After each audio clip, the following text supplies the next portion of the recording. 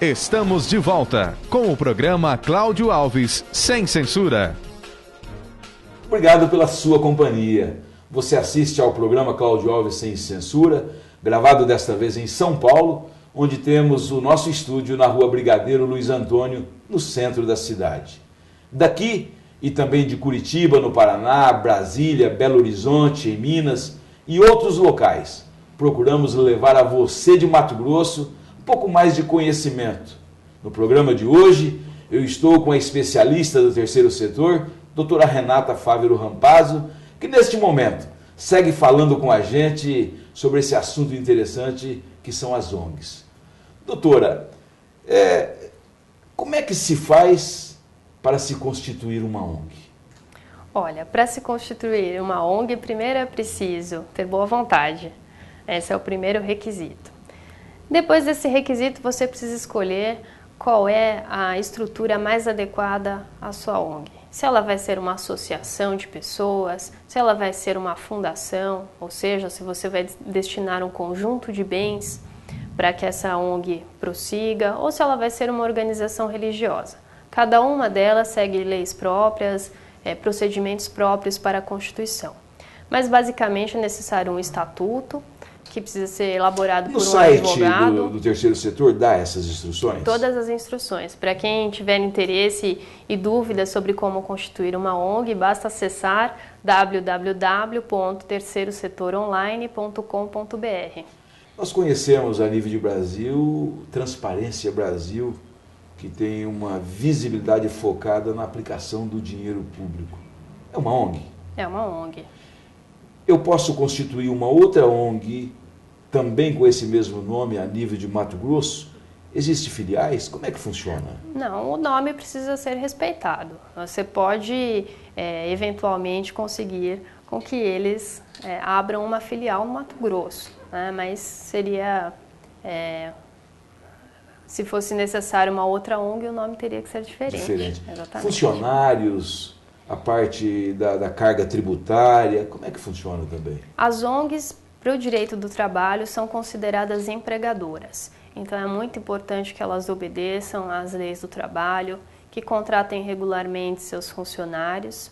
E fora os funcionários, elas podem contratar voluntários e tomar o cuidado, neste caso, para fazer um contrato de voluntariado, para ficar bem claro que não se trata de uma relação de emprego. Ela pode ter lucro, é tributável? Ela é tributável, como qualquer pessoa física ou jurídica que pratique determinada conduta sujeita a imposto. O que as ONGs têm de diferente é que pela Constituição ou por determinadas leis que estabelecem isenções fiscais, elas podem ser beneficiadas não pagando imposto. Mas tudo isso precisa ser declarado pelo poder público para que elas tenham utilidade pública, tanto municipal, estadual e federal. Exatamente. Captação de recursos. Olha, a captação de recursos no terceiro setor é um tema que chama bastante atenção das ONGs, e ele é bastante diversificado. As ONGs podem captar recursos através de atividades habituais, como venda de produtos, que são hoje cada vez mais comuns. Hoje em diversas lojas a gente encontra produtos produzidos por ONGs. Pode prestar serviços, oferecer determinados serviços ou anúncios para patrocinadores, enfim, em sites. Como ela pode também firmar contratos, parcerias com o poder público, contratos e parcerias com o poder privado, com iniciativa privada, e aí captar os seus recursos. Eu vivo num estado que o crescimento econômico, o crescimento populacional, com toda a convicção, ele tem um crescimento maior do que o cultural. É impossível você acompanhar esse tipo de crescimento em Mato Grosso. Que ONG a senhora criaria hoje se a senhora fosse criar? Olha, essa é uma pergunta difícil. Eu vejo aqui, principalmente no Sudeste e no Nordeste, um crescimento bastante grande das ONGs voltadas a artes, né? Educação também, a gente tem bastante ONGs.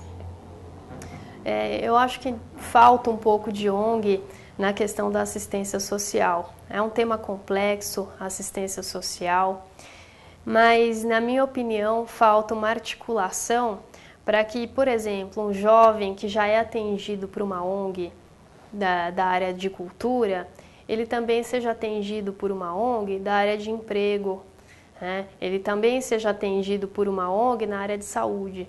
Então, de repente, uma ONG que articulasse um cadastro, aí vinculasse todas essas atividades já desenvolvidas para essa ONG. Assim a gente auxiliaria uma pessoa, daria a ela uma formação mais integral e possibilitaria um desenvolvimento daquele núcleo familiar em que ela vive, enfim, de forma mais abrangente. Ainda citando o Mato Grosso, nós temos uma dificuldade na área de saúde. Nós temos, por exemplo, em Mato Grosso, a rede pública não funciona. Nós temos, por exemplo, lá em Sinop, hospital fechado, construído e não funciona por falta de equipamentos ou às vezes funciona precariamente. E por outro lado, nós temos lá em Sinop determinado excesso de aplicação de recursos em viagens, em diárias de vereadores. Existe uma ONG que possa entrar direto nesta parte para fiscalização?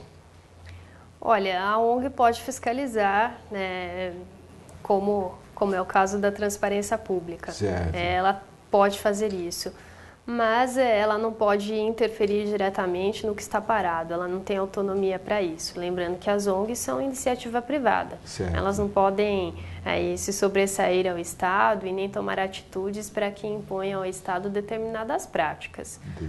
Existem órgãos de fiscalização. Tem também a obrigação de fazer do administrador, que é discricionário, né? Exatamente. Existe o que as ONGs poderiam fazer, inclusive seria interessante que fizessem no Mato Grosso e em outras regiões do país, pensar aí em denúncias, em fiscalização. Qualquer pessoa pode fazer direito denúncias. À cidadania. Exatamente, procurar o Ministério Público, que é um órgão que atua de forma muito intensa e participativa, sempre à frente do terceiro setor também, e procurar denunciar coisas que estão paradas, que estão fora da administração pública, estão usando a administração pública para coisas que não são de interesse público. Doutora, que conselho a senhora daria para todos os empresários de Mato Grosso que estão assistindo esse programa da senhora de hoje, quando receber a presença de um membro de uma ONG para efeito de doações ou não? Olha, um conselho que eu dou para qualquer empresário que esteja interessado em ajudar, né, em colaborar com ONGs, é pensar o seguinte: hoje não se pode mais pensar em fazer uma doação apenas. O empresário tem que pensar em fazer um investimento. E essa não é só uma diferença de palavras, terminológica, ela é uma diferença conceitual. A doação é um ato despretensioso. Você doou e não tem interesse de saber o que foi feito daquele dinheiro. Um investimento social não. Investimento social, você doou um dinheiro, doou um valor para determinada organização e você toma conta desse investimento. É como se fosse um investimento financeiro. Quando você vai buscar um investimento financeiro, você procura no mercado qual a melhor taxa, qual o tempo de investimento, onde será aplicado aquele dinheiro, qual a rentabilidade, qual o risco. Da mesma forma no investimento social. Então, procurar saber quem é aquela ONG, qual o planejamento que ela tem para aquele valor que ela está pedindo, qual o trabalho que ela desenvolve, a área de abrangência, quantas pessoas serão beneficiadas, qual será o retorno desse investimento para toda a sociedade. Se esse retorno for representativo, você e a sociedade terão lucro. Exato, é verdade. Então, doutora, que ONG que a senhora viu sendo criada que, na sua opinião, não deveria ter sido? Tem algum caso?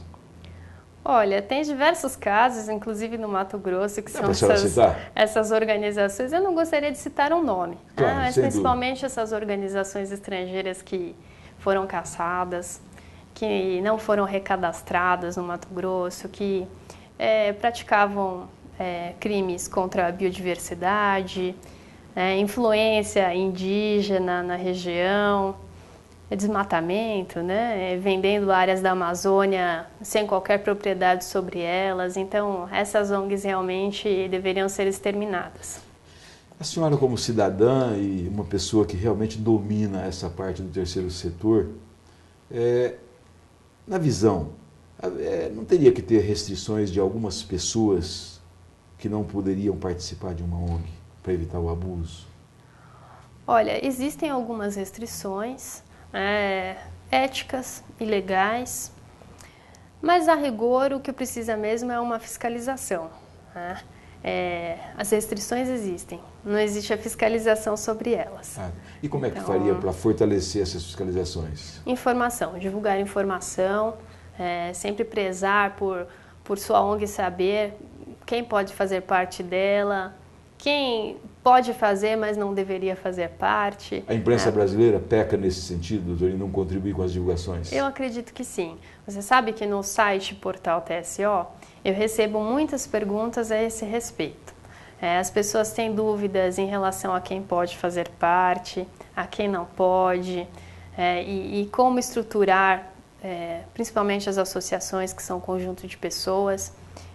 E não existe esse tipo de informação. A literatura também não traz esse tipo de informação. Eu confesso para a senhora que essa é uma das entrevistas que está me fascinando sobre o assunto.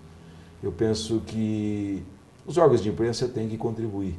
SBT de Mato Grosso, eu tenho uma convicção, os diretores, a minha equipe, essa é uma entrevista de um início de uma série que nós vamos perturbar a senhora e outras pessoas aqui em São Paulo, claro, com a sua indicação, para que nós possamos divulgar essa parte linda do Brasil que é o terceiro setor.